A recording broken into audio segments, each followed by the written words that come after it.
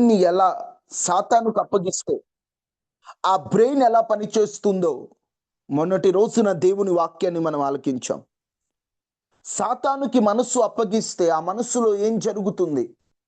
పాపం ఒక వ్యక్తిని ఎలా తన లాజిక్‌ని, తన క్రియేటివిటీని దెబ్బతీసే విధంగా యవనస్తులను అజ్ఞానులుగా మారుస్తుందో మనం కొన్ని విషయాలు ఆలోచించాం.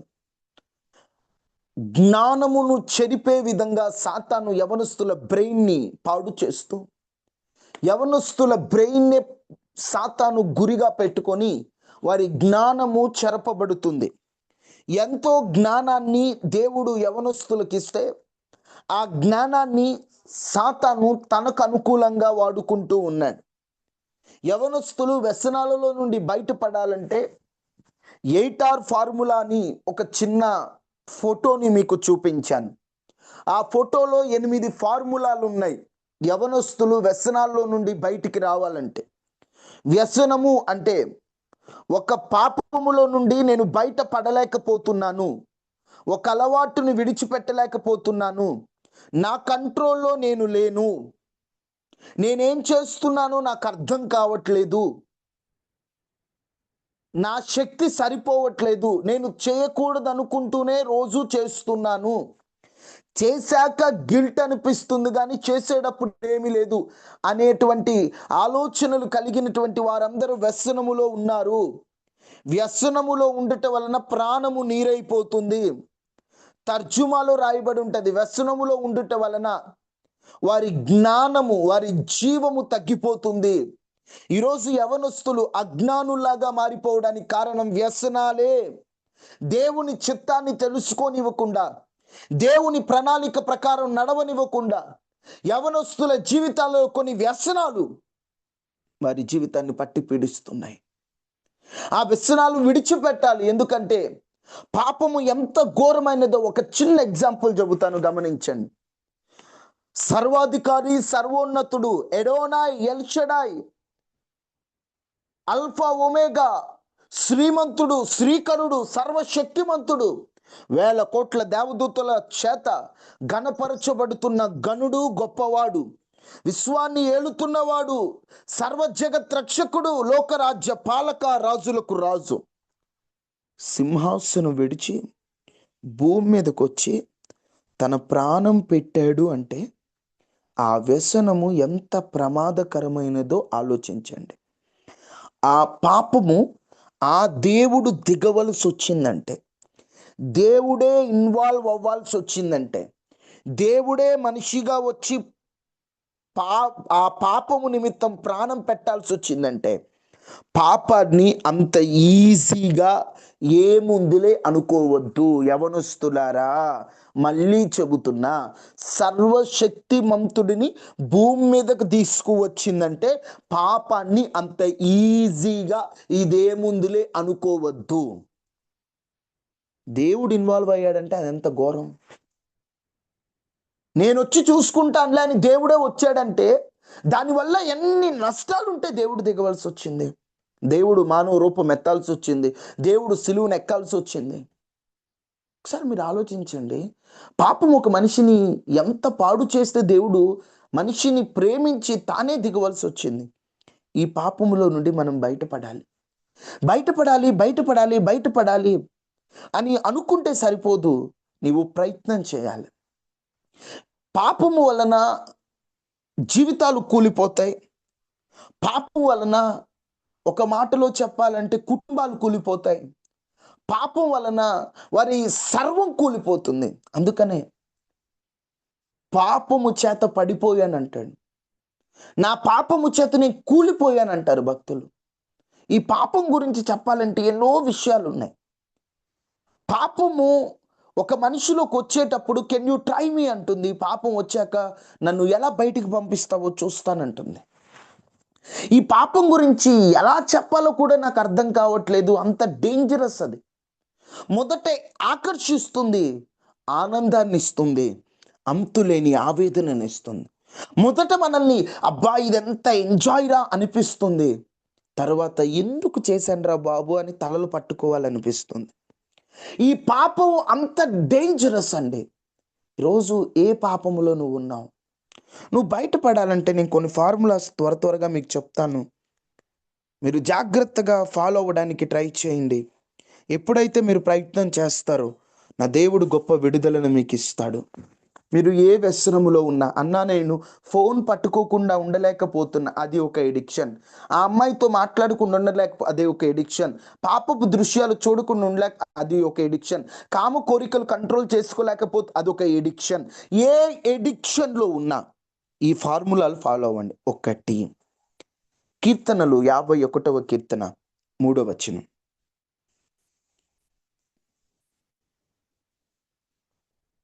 51:3. నా అతిక్రమములు నాకు తెలిసే ఉన్నవి, నా అతిక్రమములు నాకు తెలిసే ఉన్నవి, నా పాపం ఎల్లప్పుడు నా ఎదుట ఉన్నది. నా పాపము ఎల్లప్పుడూ నా నా ఎదుటనున్నది. For I know my transgressions. ఈయన తన వ్యసనములో నుండి బయటపడటానికి మొదట తాను చేసినది ఏంటంటే రియలైజ్ అయ్యాడు. ఈ 8R ఫార్ములా మనకు తెలియజేస్తుంది ఏమిటంటే, నీవు ఒక వ్యసనములో ఉన్నప్పుడు అది వ్యసనము, దీనిలో నుండి బయటపడాలి, ఇది నాకు మేలు కాదు, ఈ రిలేషన్ కరెక్ట్ కాదు, ఈ కాన్వర్జేషన్ కరెక్ట్ కాదు, నేను చేసేది చూసేది కరెక్ట్ కాదు అని ఒక రియలైజేషన్ కలగాలి. దావీదు ఒక పాపం చేశాడు. పాపం చేసినప్పుడు తాను రియలైజ్ అవ్వడానికి కాస్త టైం పట్టింది. తను ఎలా రియలైజ్ అయ్యాడంటే, ఒక ప్రవక్త ఆయన దగ్గరకు వస్తాడు. నాతాను ప్రవక్త ఆయన దగ్గరికి వచ్చి ఆయనకు ఒక చిన్న ఎగ్జాంపుల్ చెబుతాడు. ఒకసారి చూడండి. మనము ఒక వ్యసనంలో నుండి బయటపడాలంటే, దేవుని చిత్తాన్ని తెలుసుకొని ఇవ్వకుండా అడ్డుపడుతున్న ఈ వ్యసనాలలో నుండి మనం బయటపడాలంటే చూడండి, 2వ సమూయేలు గ్రంథం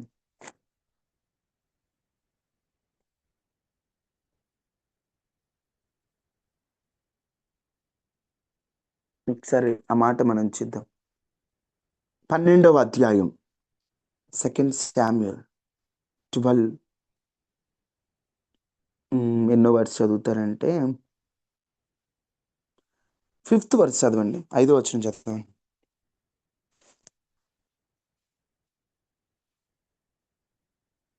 దావీదు ఈ మాట విని ఆ మనుషుని మీద బహుగా కోపించుకొని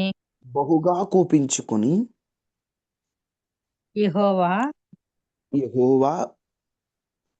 జీవముతోడు నిశ్చయముగా ఈ కార్యము చేసినవాడు మరణపాత్రుడు. దావీదు రియలైజ్ అవ్వడానికి టైం పట్టింది. ఈ రోజున చాలా మంది మనము రియలైజ్ అవ్వట్లేదు, ఇది తప్పు అని ఒప్పుకోవట్లేదు. ఒక అన్నోన్ పర్సన్స్తో మాట్లాడాల్సిన అవసరం ఏంటి అని అడిగితే తప్పు అని యాక్సెప్ట్ చేయట్లేదు చాలా మంది. అన్నా మాట్లాడితే తప్పేంటి? ఒక అబ్బాయి ఒక అమ్మాయితో మాట్లాడకూడదా? మాట్లాడొచ్చు, కానీ ఒక లిమిట్ లేదే. ఒక అబ్బాయి ఒక అమ్మాయితో మాట్లాడేటప్పుడు తన లిమిట్స్ క్రాస్ చేసి ఎందుకు మాట్లాడుతున్నారు? బెస్టీస్ పేరుతో ఇష్టానుసారంగా ఎందుకు ప్రవర్తిస్తున్నారు? ఈ రోజున చేస్తున్నది తప్పు, కానీ రియలైజ్ అవ్వట్లా. దావీదు కూడా తప్పు చేసి ఏం తెలియనట్టు తాను ఉన్నప్పుడు ఒకసారి నాతాన్ అనేటువంటి ఒక ప్రవక్త దావీదు దగ్గరకు వచ్చాడు. దావీదు దగ్గరకు వచ్చిన వెంటనే, దావీదు, ఒక ఊరిలో 2 మనుషులు ఉన్నారు. ఒకడికి బాగా డబ్బు ఉంది, ఒకడు అసలు దరిద్రుడు, పేదోడు. ఈ ఐశ్వర్యవంతునికి, బాగా డబ్బున్నోడికి చాలా గొర్రెలు గొడ్లు ఉన్నాయి. అయితే ఈ దరిద్రుడికి ఒక చిన్న ఆడ గొర్రె పిల్ల తప్ప ఏమీ లేదు. దావీదు, ఏమీ లేదు. వాడు దాన్ని పెంచుకొనుచున్నాడు. బాగా దాన్ని ఎంతో ప్రేమగా ముద్దలు తినిపిస్తున్నాడు, గిన్నెలోని దాపిస్తున్నాడు, దగ్గరే పడుకోబెట్టుకుంటున్నాడు, బాగా చూసుకుంటున్నాడు.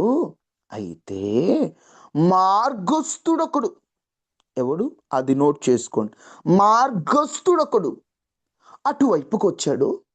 అటువైపుకు వచ్చిన వెంటనే ఇతడు ఆ మార్గంలో వచ్చినోడి కోసం తన దగ్గర అన్ని గొర్రెలు గొడ్లుంటే దరిద్రుడి దగ్గర ఉన్న పాపం ఒక్క గొర్రె పిల్లని తీసుకొని ఆ గొర్రె పిల్లని పట్టుకొని వాడి యొద్దకు తీసుకొచ్చి రా అని పిలిచి తన యొద్దకు వచ్చిన వానికి ఆయుత్తము చేసెను.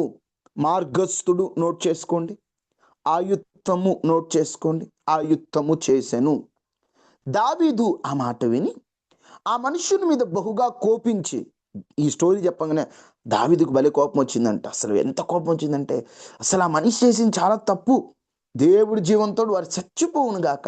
అసలు వాడు ఏంటి, వాడి కాడ అన్ని గొర్రెలు గొడ్లు ఉంటే ఈ పేదోడి దగ్గర, వాడి దగ్గర ఉన్న ఒక్క గొర్రె పిల్లని తీసుకున్నాడా? అసలు ఇది యాక్సెప్ట్ చేసేదే లేదు. అసలు చచ్చిపోవాలి వాడు, అసలు వాడు మరణానికి పాత్రుడోడు. అట్టంటోడు బతికే ఉపయోగం? నీ కోపం వచ్చేసిందంట. వాడు కనికరం లేకుండా ఈ కార్యం చేశాడు. వాడు 4 గొర్రె పిల్లలు ఇవ్వాలి అంటే ఒక సైలెంట్గా నాతాను దావీదుని చూచి, ఆ మనుషుడు నువ్వే. ఇశ్రాయేల్ దేవుడు యెహోవా సెలవిచ్చింది ఏంటి? దేవుడు రాజుగారిని పట్టాభిషేకం చేసిందేంటి? సౌలు చేతిలో నేను విడిపించిందేంటి? నీకెంతమందిని దేవుడు ఇచ్చాడు? నువ్వు చేసిందేంటి? ఎందుకు ఊరియాని చంపించావు? ఎందుకు ఆ తప్పు చేశావు అని చెప్పిన వెంటనే అక్కడ దావీదు 13వ వచనంలో, నేను పాపం చేశాను. దావీదు నాతాను తనగా, నాతాను చావుకుడున్నట్లు యెహోవాని పాపం పరిహరింపు. వెంటనే ఉపవాసం ఉన్నాడు. రియలైజేషన్ ఎప్పుడు వచ్చిందో తెలుసా దావీదులో? కొన్ని పాయింట్స్ని తను అబ్జర్వ్ చేసినప్పుడు. ఈరోజు యవనస్తులమైన మనకు రియలైజేషన్ రావట్లా. మనకు తెలుస్తుంది నేను చేస్తుంది తప్పు, కానీ రియలైజేషన్ రావట్లా. ఏదో నామ మాత్రంగా ఆ తప్పు చేస్తున్నానులే అన్న, ఏముంది నేను తప్పు చేస్తాను, అవును నేను తప్పుడు ఉన్నాయి, అవును నేను పనికిమాలలో ఉన్నాయి. కొంతమందికి ఇది ఒక ఫ్యాషన్ అయిపోయింది, అవును నేను పాపిని, అవును నేను ఎదవని, అవును. ఇది గొప్పగా కొంతమంది ఇన్స్టాగ్రామ్ బయోస్లో కూడా రాయబడి ఉంటుంది, I'm bad boy, I'm worst boy. ఏంటో అది గొప్ప అనుకుంటున్నారు చాలామంది. ఈరోజు నేను చెడ్డు నోటితో చెప్పుకోవటం కాదు, నీ లోపల కలగాలి నువ్వు చేస్తుంది ఏంది తప్పు. నువ్వు ఒక ఎడిక్షన్ నుంచి నువ్వు బయటికి రావాలంటే రియలైజేషన్ అవసరం. రియలైజేషన్ రమ్మంటే వచ్చేది కాదు. బైబిల్లో కొన్ని మాటలు రాయబడి ఉన్నాయి. ఇక్కడ ఎప్పుడైతే నాతాను డేవిడ్కి స్టోరీ చెప్పాడో, అతడు స్టోరీ చెప్పేటప్పుడు ఒక పాయింట్ చెప్పాడు. ఇతనికి గొర్రెలు ఉన్నాయి, అతనికి ఒక గొర్రె ఉంది. గొడవ పెట్టింది ఎవడు? అసలు ఈ గొర్రెని చంపడానికి కారణం ఎవరు? మిమ్మల్ని అండర్లైన్ చేసుకోమన్నా, ఎవరు? నా మాటలు అర్థమవుతున్నాయా? ఎవరు? నా మాటలు చెప్పండి, నా మాట విడేటి చెప్పండి. మా దావి ఒక ఆయనకి గొర్రెలు గొడ్లు ఉన్నాయి, ఇంకొక ఆయనకి ఒక్క గొర్రె ఉంది. ఎవరిది వాళ్ళు ఉంది. ఇక్కడ ప్రాబ్లం ఎప్పటి నుండి స్టార్ట్ అయింది?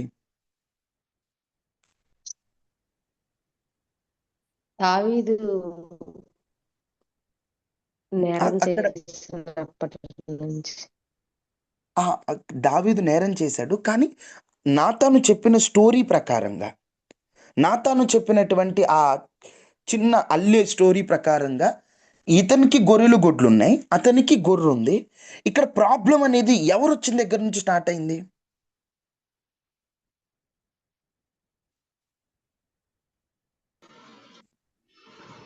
తనకున్న ఒక్కగానొక్క గొర్రెని తీసుకునటం. అదే తనకున్న ఒక గొర్రె ఎవరి కోసం తీసుకున్నాడు? దావీదు కోసం, తన కోసం. తన కోసం. నేను చెప్పే స్టోరీ మీకు అర్థమవుతుందమ్మా? స్టోరీలోనే చూడండి, ఒక ఆయనకి బాగా గొర్రెలు ఉన్నాయి, గొడ్లు ఉన్నాయి. ఇంకొక ఆయనకి ఒక్క గొర్రె పిల్లే, దాన్నే బాగా ప్రేమగా పెంచుకుంటున్నాడు. ప్రాబ్లం అనేది ఎవరు వచ్చాక స్టార్ట్ అయింది ఈ స్టోరీ ప్రకారం చూస్తే? మార్గస్థుడు.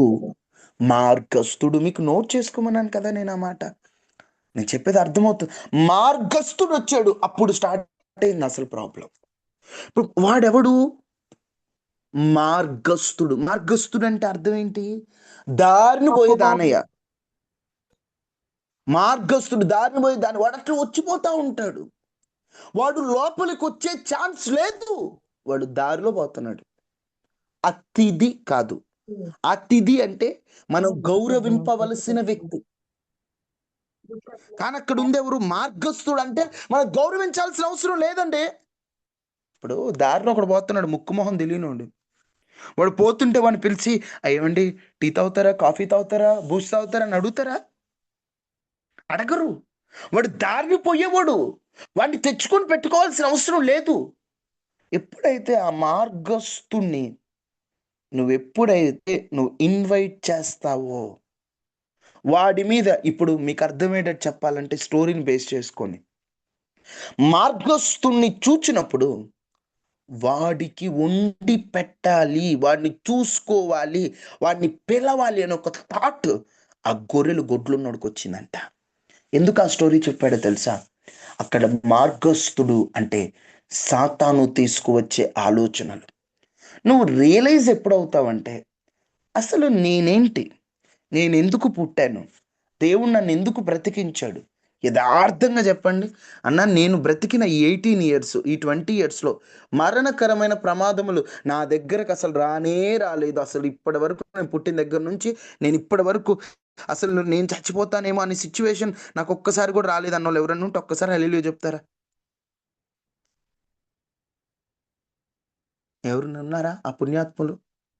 ఎవరు లేరు కదా. అంటే చచ్చిపోయి నిన్ను బ్రతికించాడు దేవుడు, నీకు ఒక ఆలోచన ఇచ్చాడు. ఇప్పుడు మీకు ఇంకా అర్థమయ్యేటట్టు చెప్తాను.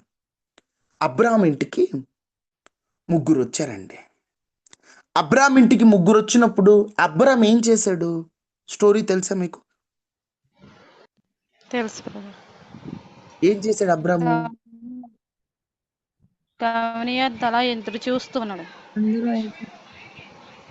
వాళ్ళు వచ్చిన వాళ్ళకి ఏం చేశాడు? అతిథి మర్యాదలు పరిచర్య చేసి వాళ్ళకి చేశాడు. పరిచర్య చేశాడు. ఎందుకు చేశాడు పరిచర్య? వాళ్ళు ఎవరు? అతిథులు. దేవుని అతిథులు. దూతలు. అతిథులు. అతిథులు. బైబిల్లో ఉంటది కదా, అబ్రాహాము తెలియకనే అతిథి మర్యాదతో దేవదూతలకు ఆతిథ్యం ఇచ్చాడని రాయబడి ఉంటది కదా. కొంచెం ఆలోచించండి. నేను ఎందుకు ఈ మాటలు చెప్తున్నానంటే, ఎవరు వస్తున్నారా, మనకు రియలైజేషన్ ఎందుకు ఉండట్లేదు తెలుసా? మనము దారిన పోయే కొన్ని, మనము వాటిని అట్రాక్ట్ అయ్యి, ఇప్పుడు దారిన పోతున్నోడికి అట్రాక్ట్ అయ్యాడంటే వాడు ఏదో అట్రాక్ట్ చేసేది ఏదో వాడు కలిగిపోతున్నాడు స్టోరీ ప్రకారంగా. అప్పుడు వాడిని ఎలా అయినా వాడి దగ్గరికి పిలవాలనే ఒక థాట్ ఆయనకు వచ్చింది కథ ప్రకారం. ఈరోజు సాతాను కూడా మనల్ని అట్రాక్ట్ చేయాలని చాలా ప్రయత్నాలు చేస్తున్నప్పుడు వాడి అట్రాక్షన్స్కి మనము లొంగామంటే మనం వ్యసనంలోకి వెళ్ళిపోయాం. ఆల్రెడీ మనం లొంగాం, వాడు అట్రాక్ట్ చేశాడు మనల్ని. ఎవనొస్తుంది, ఇదిగో ఆ అమ్మాయితో మాట్లాడు, ఇదిగో ఈ పౌర్నోగ్రఫీ పాపపు దృశ్యాలు సూపర్ ఉంటాయి. అసలు ఎట్లా ఉంటుందో తెలుసా? చిన్నప్పుడు అట్రాక్ట్ చేశాడు, అట్రాక్షన్స్కి లొంగిపోయాం. ఇప్పుడు ఏం చేయాలా?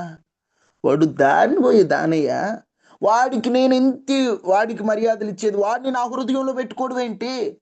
నా హృదయంలో ఉండవలసిన అతిథి త్రియేక దేవుడు, ఆయనకు నేను మర్యాదలు చేస్తా, ఆయన నా హృదయం అనే నా మనస్సులో నేను ఉంచుకుంటా. వాడెవడు? వాడిని ఉంచుకోవాల్సిన అవసరం ఏంటి? రియలైజేషన్ రావాలి. ఎప్పుడు వస్తుంది తెలుసా? నేనేంటి, అసలు నేను ఎవరు, నేను దేవుడు బిడ్డని, నేనేంటి ఈ చూడటం, నేనేంటి అయి చేయటం, నేనేంటి అలాంటివి మాట్లాడటం, నేనేంటి చిచ్చే, అసలు నేనెంత, నా బ్రతికేంటి? అమ్మా, మిమ్మల్ని ఎవరైనా ఒకరిని వచ్చి రైల్వే స్టేషన్లో 1 గంట అడుక్కోండి అన్నారనుకో, ఏమంటారు? నేనేంటి, నా లైఫ్ ఏంటి, నేను అడుక్కుదేంటం ఏంటి, ఎలా కనిపిస్తున్నా మీ కళ్ళకి? అంటే నీకు సంబంధించినది నువ్వు చేయవు. ఎందుకో తెలుసా? అది నీకు సంబంధించింది కాదు కాబట్టి నేను అది కాదు, నేను ఎందుకు చేయాలి, నాకు అంత కర్మ ఏంటి, నేను వచ్చి అడుక్కుదేంటం ఏంటి అని నువ్వు అంటావా లేదా? ఇప్పుడు నువ్వు ఈ రియలైజేషన్ ఎప్పుడు వస్తుందో తెలుసా? నేనెవరు, అసలు నేను ఎందుకు వచ్చాను, అసలు నేనేం చేస్తున్నా? దావీదుకు వచ్చింది రియలైజేషన్. అందుకే ఫాస్టింగ్ ప్రేయర్ చేస్తున్నాడు. దేవుడు నన్ను ఒక రాజుగా పెట్టాడు, రాజుగా పెట్టినప్పుడు నేనేం చేయాలా? యుద్ధం చేయాలి. కానీ నేనేం చేస్తున్నా? ఈరోజు యవనస్తులకు ఒక థాట్ రావాలి, ఈ యూనివర్సిటీలో దేవుడు నన్ను పెట్టాడు, ఈ కాలేజ్లో దేవుడు నన్ను ఉంచాడు, ఈ స్కూల్లో దేవుడు నన్ను ఉంచాడు, ఈ జాబ్లో దేవుడు ఎందుకు ఉంచాడు? నేనేం చేస్తున్నా?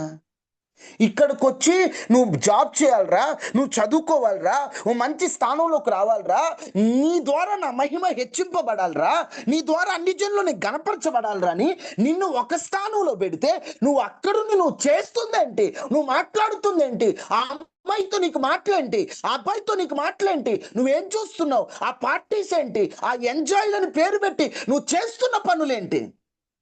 నిన్ను పెట్టింది ఎందుకు అక్కడ? నువ్వు చేస్తుంది ఏంటి? అట్రాక్ట్ అయిపోయావా? మార్గస్తుని దావి తెచ్చి పెట్టుకుంటున్నావా? వాడు ఎవడు?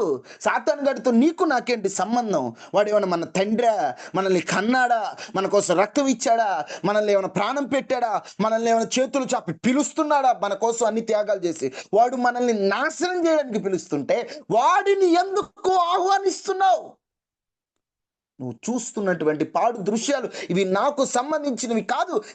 దేవుడు నాకు కళ్ళిచ్చింది ఎందుకో? ఇలాంటివి చూడటానికా?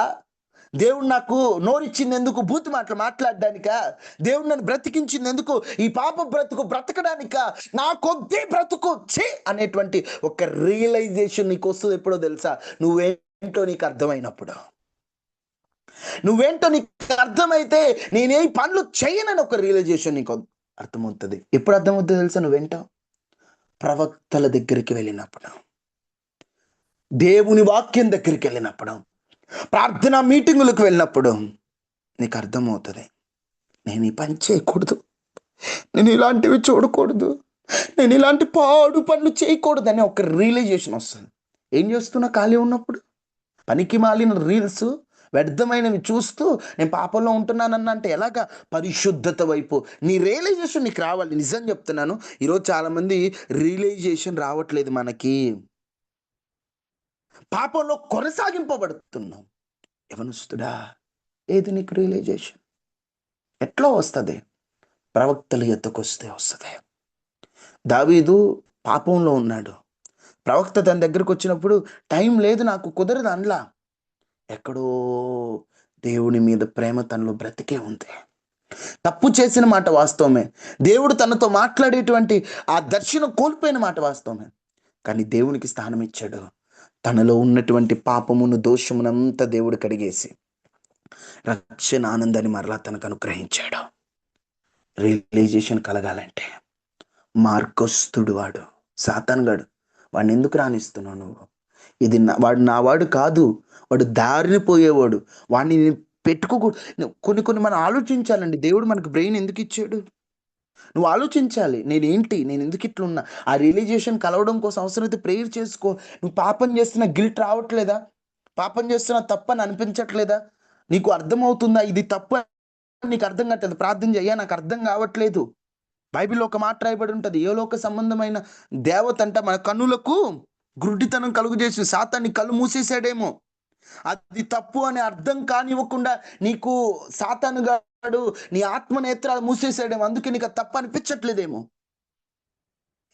మార్గస్తుని రానిచ్చావేమో. తర్వాత ఏం చేశాడంట?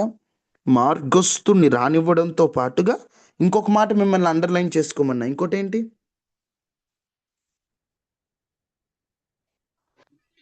ఆయుత్తము అని. ఆయుత్తము. ఆయుత్తం అంటే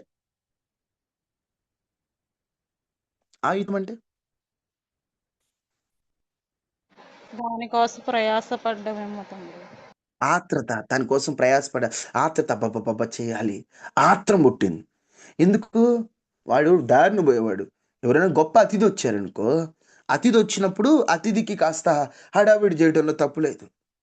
ఇప్పుడు బాగా ఒక ముఖ్యమంత్రి మీ ఇంటికి వచ్చాడు, లేదా పెద్ద పాస్టర్ గారు వచ్చారు మీ ఇంటికి అనుకో, గబగబా నువ్వు హడావిడి చేసి తొందరపడి ఆయుత్తపడి వాళ్ళకి భోజనం పెట్టడం తప్పులేదు. వాడు మార్గస్తుడు, వాడు వస్తే నువ్వు తాపత్రయపడటం ఏంటా?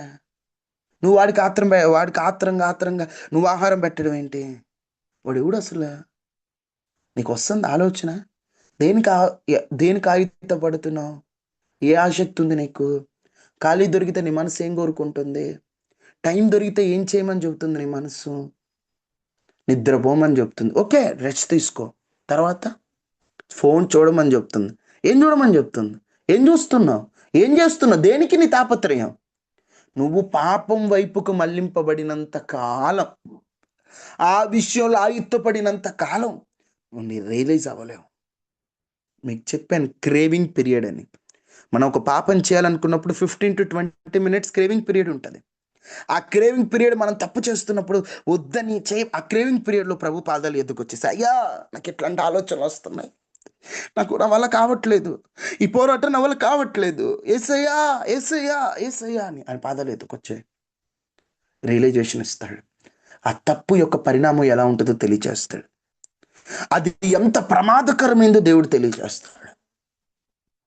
ఇప్పుడు ఒక పాప దృశ్యం చూడటం తప్పు అంటే తప్పేలే అంటది. కానీ దేవుడు రియలైజేషన్ ఇస్తే, అమ్మో ఒక వ్యక్తి మరొక వ్యక్తితో పాపం చేస్తున్నట్లు నేను చూస్తే, నా మదిలో వ్యభిచారం జరిగితే, ఆ వ్యభిచారానికి నా బ్రెయిన్ యాక్టివేట్ అయితే, డోపమైన్ రిలీజ్ అయితే, నేను పాపం చేస్తే నా శరీరంలో మార్పుకి కారణం నా బ్రెయిన్లో వ్యభిచారం జరుగుతుంది. అయ్యో నా బ్రెయిన్ వ్యభిచారం చేస్తుంది. ఎంతమందిని చూసి నాలో కామపు కోరికలు రేగాయంటే నేను ఎంతమందితో వ్యభిచారం చేశాను. ఛీ, ఎంతమందితో నేను వ్యభిచారం చేశానా? అమ్మో వ్యభిచారం చేస్తే దేవుడు ఎంత శిక్షిస్తాడు. అమ్మో నేను చేయనయ్యా. తన తండ్రి బట్టలు లేకుండా ఉంటే చూసి పాపపు ఆలోచన కలిగినటువంటి కనాను తండ్రిని క్షమించాడే. ఆ శాపం తన సంతానం అంతటికి ఉంది. కనానీయులు అంత చెడిపోవడానికి కారణం ఒక్క ఆయన చేసిన పాపమే. జస్ట్ బట్టలు లేకుండా తండ్రి వరుస అయ్యేవాడిని చూసి తప్పుడు ఆలోచన కలుగుంటే అంత శిక్ష పడితే ఎంత మందిని చూస్తున్నావు, ఏం చేస్తున్నావు, ఎందుకు నేను ఇట్లా వీటి కోసం ఆతృత పడుతున్నాను? ఖాళీ ఎప్పుడు దొరికిద్దా, ఒంటరిగా ఎప్పుడు ఉంటానా, ఎప్పుడు చూద్దామా, ఎప్పుడు తప్పు చేద్దామా, ఎప్పుడుకి వెళ్దామా, తప్పుల కోసం తాపత్రయపడ్డాడు. ఎందుకు ఆయుత్తం అనే పదం ఆడాడు తెలుసా? ప్లాన్. దావీదు ప్లాన్ చేశాడు, గబగబ తప్పు చేశాడు, ప్రెగ్నెంట్ అయిపోయింది. నిజంగా ఈ స్టోరీ చదువుతున్నప్పుడు ఆ 11వ అధ్యాయం చదవండి, తర్వాత ఆ పాపమంతా ఎక్స్ప్లెయిన్ చేయలేం. కానీ అసలు దావీదైనా అనిపించిద్దండి, నిజంగా చెప్తున్నా, దావీదైనా అనిపిస్తుంది. పాపం ఒక మనిషిని ఏలితే దేవుని హృదయానుసారుడు కూడా ఇట్ట ప్రవర్తిస్తాడా? పాపం అంత డేంజర్ అనిపించింది నాకు అది చదువుతుంటా. ఒకసారి ఆ తప్పు చేస్తాడా? ప్రెగ్నెంట్ ఆమె అవుతుందా? ప్రెగ్నెంట్ అయినప్పుడు ఏదో ఒకటి ప్రెగ్నెంట్ తీయించుకోవడం అలాంటివి చేయకుండా, అప్పటి కాలంలో అంత టెక్నాలజీ లేదేమో బహుశా, ఈ ప్రెగ్నెంట్ హస్బెండ్ వల్ల అయింది. ఇక్కడ నిజం చెప్పాలంటే ప్రెగ్నెంట్ తీపించడం అనేటువంటిది ఆ టెక్నాలజీ లేకపోయినా అప్పటికి ఉంది ఆ నాలెడ్జ్. ఎందుకంటే ఆది కాలము నుండే ఎవరన్నా పిల్లలు పుట్టినప్పుడు వాళ్ళని, ఇప్పుడు పిల్లలు పుట్టకుండా ఏదో ఒకటి ఔషధాలను ఏదో ఒక ఉండేవి నాకు తెలిసి. కానీ ఎందుకంటే ఆ బిడ్డ కావాలి దావీదుకి, అందుకే దేవుడు ఆ బిడ్డను తీసేసుకున్నాడు. బిడ్డ కావాలి, ఏం చేయాలా? ప్లాన్ వేసాడు. ఏంటి? విత్తనం మీకు చెడుగా అనుకోవద్దు, పాజిటివ్గా ఆలోచించండి. విత్తనం అని వాడుతున్న నెగిటివ్. విత్తనం నాదైనా ఊరియా బిడ్డగానే పెరగాల, కానీ విత్తనం నాదే. ఎంత కన్నింగ్ మైండ్ సెట్ అంటే అలా అనుకున్నాడు. కానీ ఇప్పుడు అది ఎట్లా? ఆ ప్లాన్ ఇస్తే ఆ వైఫ్ దగ్గరకు హస్బెండ్ రాకపోతే ఎట్లా? రాకపోతే కుదరదు కదా. అందుకని చెప్పి యుద్ధం చేసేవాడిని. అసలు వాస్తవంగా ఈయన చేయించాలి యుద్ధం చేయించాల్సినోడు ఊరియాని పిలిచి, ఊరియా బాబా కష్టపడినట్టున్నావు, వెళ్ళు మీ వైఫ్ దగ్గరికి వెళ్ళు అంటే, ఊరియా అంటాడు. ఎంత భక్తి కలిగినోడో కదా. ఓసారి మనకంటే అన్యులే నయం అనిపిస్తుంది యవనస్తులారా.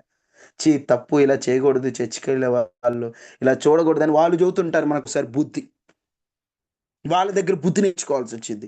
ఈ ఊరి అంటాడు, అయ్యా ఇంత యుద్ధం జరుగుతుంటే నేను పోయి నా భార్య దగ్గర ఉండి నేను ఎంజాయ్ చేయడానికి ఇది టైమా? 2 సమూయేలు గ్రంథం 11వ అధ్యాయం 11 నేను చదువుతాను. 11:11. ఊరియా తన ఇంటికి పోలేదన్నమాట దావీదునకు వినవన్నప్పుడు దావీదు ఊరియాను పిలిపించి, నువ్వు ప్రయాణం చేసి వచ్చావు కదా, ఇంటికి వెళ్ళిపోతువేమని అసలు ఎంత ఊరియా మీద ప్రేమ ఉందా?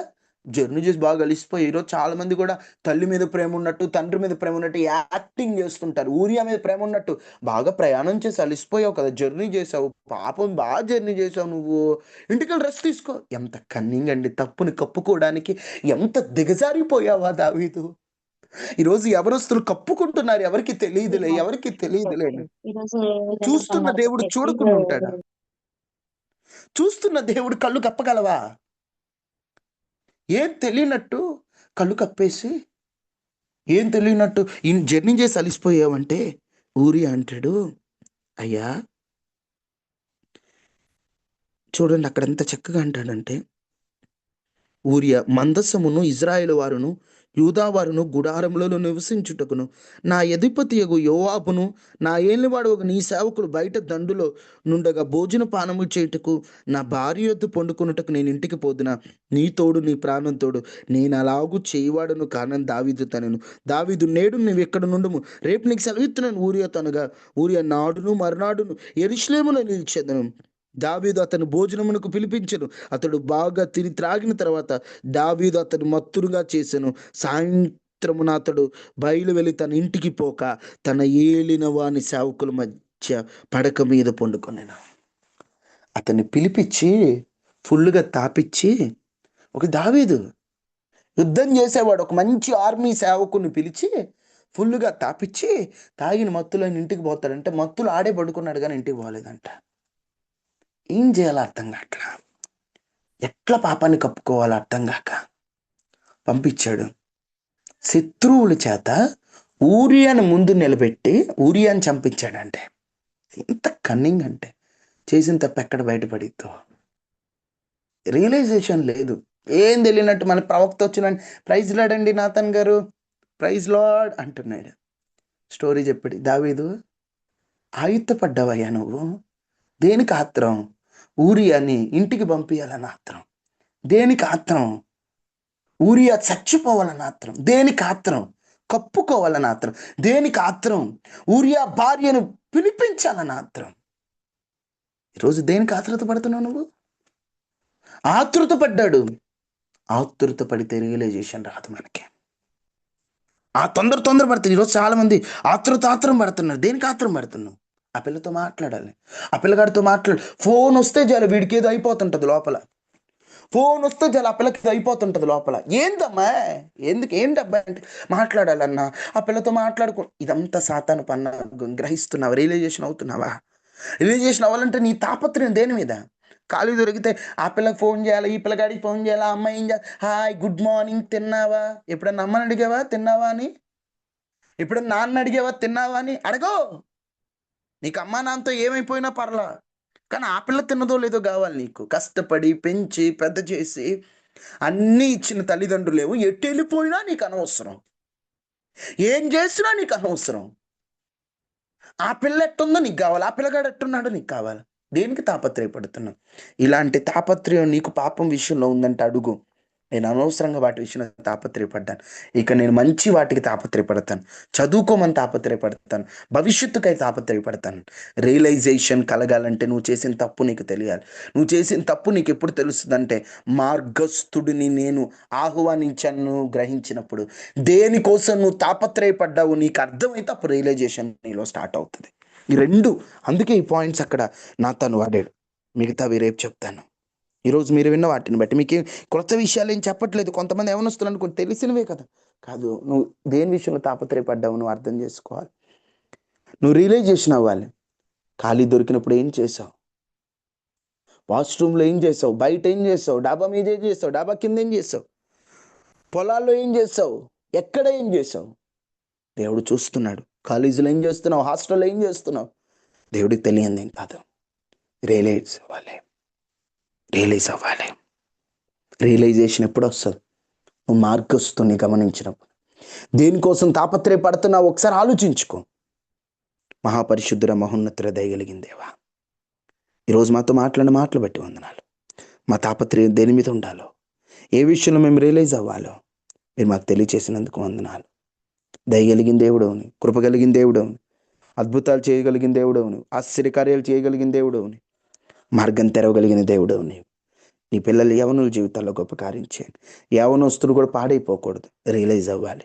ఆ విధమైన కృప యవనస్తులు మీరు అనుగ్రహించండి. వాళ్ళు ఏ స్థితిలో ఉన్నారో వాళ్ళు తెలుసుకోవాలి. వారు ఎంత దిగజారిపోయారో వాళ్ళకి అర్థం కావాలి. పాపం వాళ్ళని ఏలటం వల్ల వాళ్ళ లైఫ్ ఎంత కొలాప్స్ అవుతుందో వాళ్ళు తెలుసుకోవాలి. ఆ పాపాన్ని నేను అవకాశం బట్టి ఈరోజు నా బ్రతికెట్టుంది అనే ఒక గ్రహింపు వాళ్ళు రావాలి. ఆ కృప మీరు అనుగ్రహించండి. ఈ కొడుకులో పాల్గొన్న వారందరినీ దీవించమని యేసు శక్తి కలిగిన నామంలో అడిగి వేడుకొని ఉన్నాము తండ్రి, ఆమేన్. తండ్రి అయిన దేవుని ప్రేమ, కుమారుడైన యేసుక్రీస్తు వారి కృప, పరిశుద్ధ